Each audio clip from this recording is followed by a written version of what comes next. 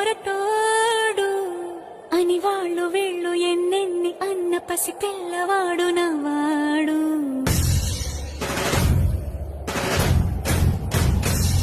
విడుముండోడు అని ఊరు వాడ అనుకున్న గాని మహారాజు నాకు నవ్వాడు.